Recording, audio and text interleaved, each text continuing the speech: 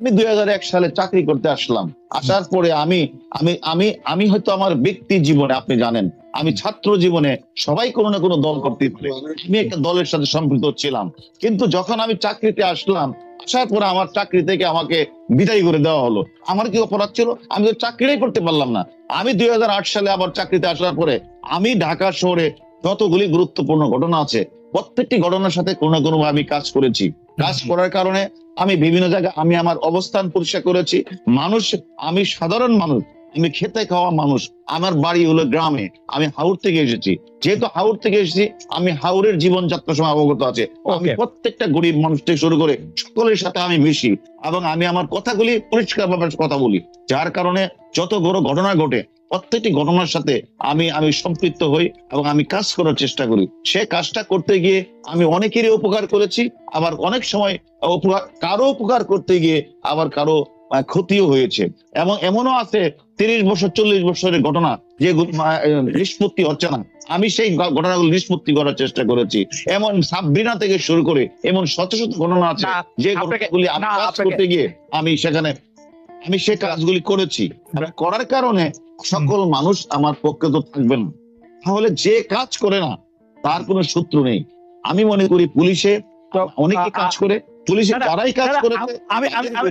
আমি শুধু একটা মানে আপনি কি বলতে চান যে বলতে চান মানে এটা কেমন কথা হলো? আপনার ব্যাচের মধ্যে আপনি শুধু কাজ করছেন বা বেশি কাজ করছেন?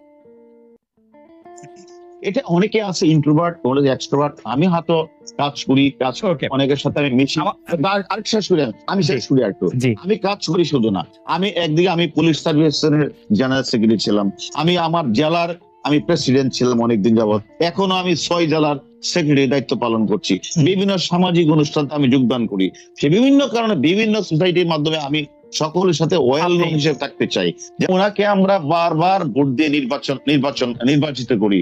উনি পাশে একজন এমপি, উনি আমার কাছে রাষ্ট্রপতি না, উনি আমার কাছে আমার একজন প্রতিবেশী, উনি আমার কাছে একজন এমপি, উনি আমার কাছে আমার অভিভাবক।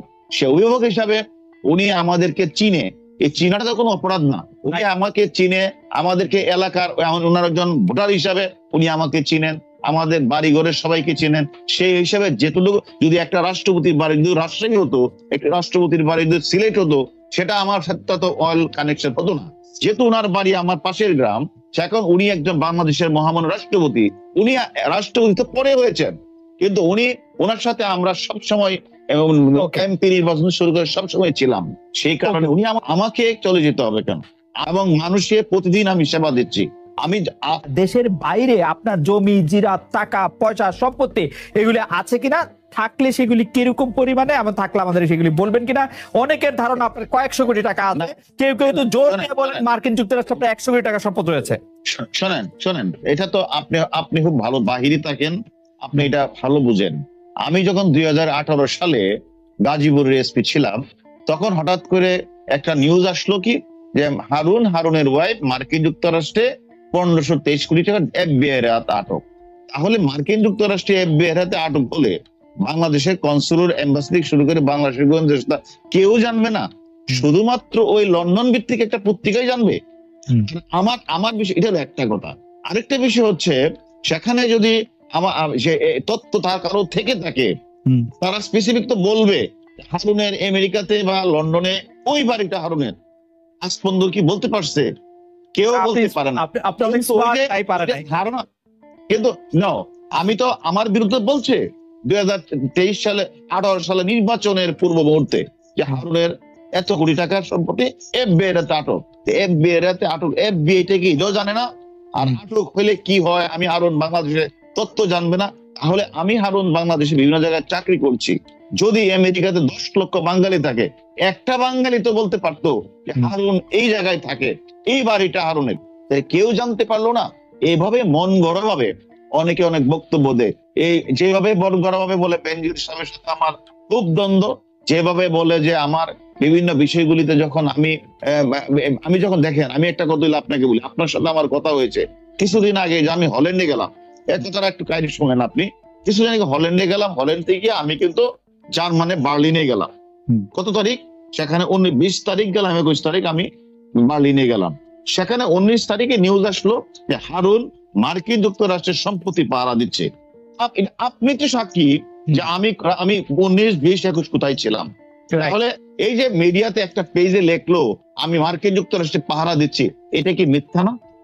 যে এইভাবে মন গড়া গল্প বলছে না, এই মন গড়া গল্প বললেই হবে না। ফাইন। আপনার বিদেশে কোনো টাকা আছে কিনা? সৌদি আরব, মালয়েশিয়া, আমেরিকা, ইউরোপ? আমার টাকা যদি থাকেই আমি তো বলবোই আমার টাকা নাই। ওকে, হারুনুর রশিদ আর আমি একই সঙ্গে বিশ্ববিদ্যালয়ে পড়েছি, আমরা একই সঙ্গে কিছুদিন সরকারি চাকরি করেছি, আমি ফিরে আসছি। সুতরাং হারুনুর রশিদ আমার এক ধরনের বন্ধুও বটেন। সেই জায়গা থেকে আমি আসলে স্বাধীনতা নিয়ে জনাব মোহাম্মদ হারুনুর রশিদ আপনাকে এই প্রশ্নটা আমি করতেই চাই। সাবেক পুলিশ প্রধান জনাব বেনজির আহমেদের সাথে আপনার পার্সোনাল দ্বন্দ্বের কথা পাবলিক পারসেপশনে এসেছে। যে সাবেক পুলিশ প্রধান জনাব বেনজির আহমেদের টাকা বা বেনজির আহমেদের জোগাড় করে দেওয়া টাকা নিয়ে আসলে দুবাইতে এই ব্যবসা হচ্ছে কিনা সেটি নিয়ে প্রশ্ন এসেছে।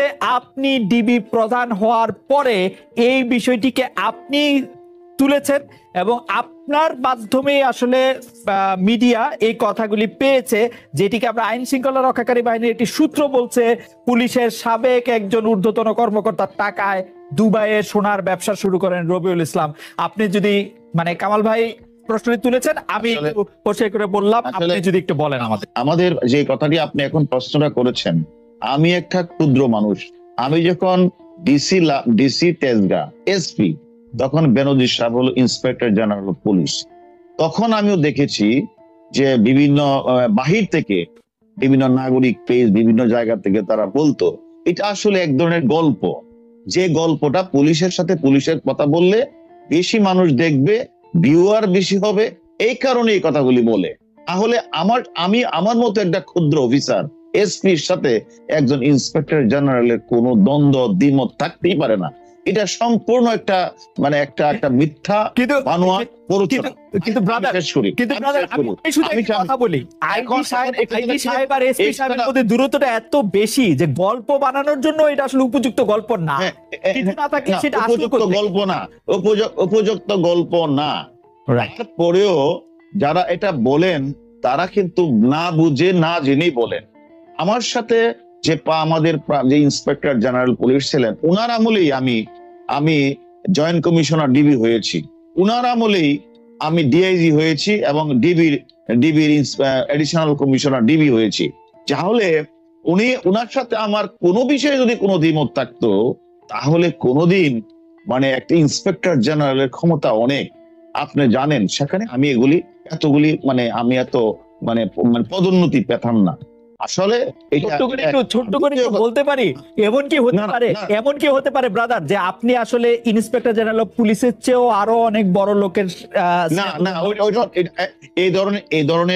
এই ধরনের ক্ষমতা আমি ইউজ করি না বলেই আমি এখন সারা বাংলাদেশের যে আমি কাজ করি, আমার কাছে একদম ক্ষেতের কৃষক থেকে মজুর থেকে শুরু করে সবাই আমার কাছে আসে। তো আসলে অনেক সময় শোন একটু আমি একটু কথা বলি। আজকেও আমি দেখেছি যে ওই নাগরিক পেজের মধ্যে একদিন বলা আছে যে হারুন সাহেবের সাথে ওনার ভাগাভাগি কথা বলেছে। আসলে দেখেন, আজকে স্বর্ণের ব্যবসা হলো দুবাই, সেখানে আমাদের কাজটি হচ্ছে কোন একটা হত্যা মামলা ঘটে চার্জশিট হওয়ার পরে আমাদের কাছে যে অনেকগুলি ওয়ারেন্ট আছে, এই আসামির খোঁজ খবর নেওয়া আমাদের কাজ। আমরা যেহেতু তার তথ্যটা পেয়ে গিয়েছি, সেই কারণে আমরা আরো বেশি করে খোঁজ খবর নিচ্ছি, মিডিয়াও তো খোঁজ খবর নিচ্ছে। ফ্যান্টাস্টিক। আপনি সুস্পষ্ট তথ্য নাই, আপনি কি এক কথায় দুই কথায় অস্পষ্ট তথ্য কি কিছু আমাদেরকে দিবেন, কোন ইঙ্গিত, কোন কিছু? সেই আমরা এখনো এই ধরনের সুস্পষ্ট তথ্য আমাদের কাছে নেই। এটা যারা বলেন তারা হলো এটাকে রং লাগানোর